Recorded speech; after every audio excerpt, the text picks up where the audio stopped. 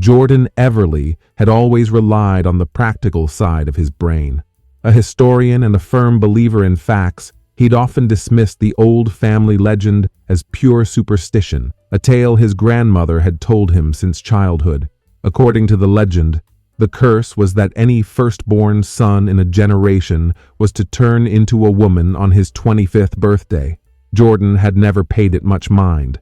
For after all, the family was a house of science, and such stories were mere fairy tales which people of old used to tell in order to explain phenomena that were incomprehensible at that age. So, on the eve of his 25th birthday, Jordan climbed into the attic of his family's old house, the place where the legend was said to come to life. Standing before an antique mirror, Jordan scoffed at the idea that anything supernatural could happen.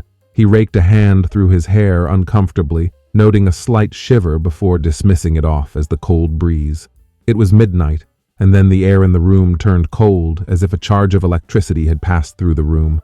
The mirror's reflection shimmered, and then it started. Jordan's body seemed to be ripped apart and remolded from within.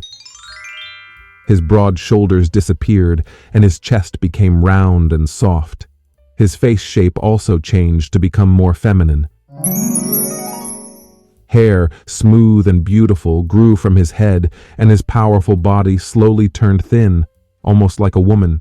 The feeling was electric, as if every cell in his body was shifting, and a shrill, sweet voice came out of his mouth, soft and unfamiliar. He moved back in a great hurry, his heart beating furiously, and fled the attic.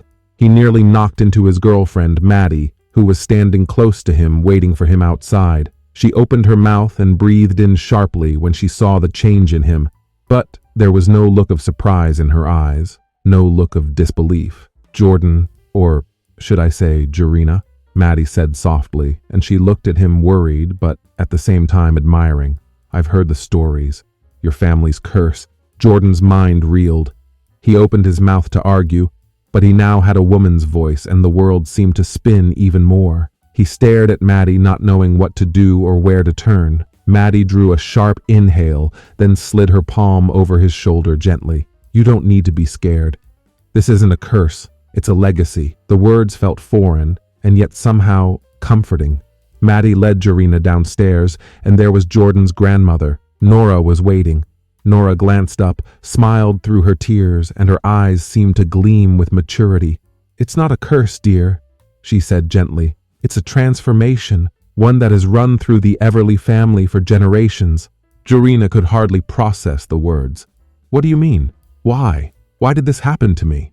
She simply nodded her head and was as calm as could be. "We were born from warriors and scholars who fought against gender roles of the ancient world. It was a result of their rebellion, so that they could taste both worlds, so to speak. It evolved not into a punishment, but a gift over the period of time. It is a process of learning who you are and how this world looks like from a different angle." Jorina sat down, her brains whirring. "So, this isn't something bad? It's for my own growth?" Maddie sat beside her, squeezing her hand. "Exactly. This is a chance for you to understand things you never could have before. So, to look at the world with different eyes, to get your power in places you never expected." It took her some time to accept it because she was enveloped by change, the loss of her former way of life. But as days went on, she realized about the authenticity of her grandmother's saying. She come to understand that such a change is not for her physical body, but for her mind and heart and soul. Being a woman, Jorina had to work in another way, to learn new things, to fight for something, and to develop new strong qualities. She began to pay attention to things she never did before, how men and women treated her, how society treated her, unheard of battles that women fought daily.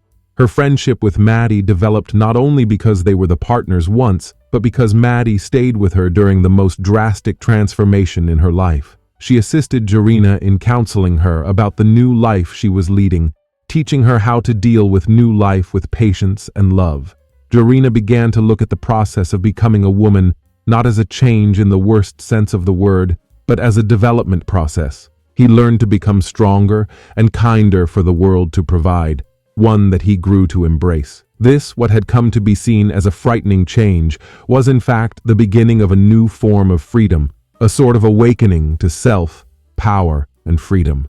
Weeks went by, and Jarina understood that the family legend was not the curse or punishment at all. It was about accepting the change, growing through it, and using it to make oneself as well as others better.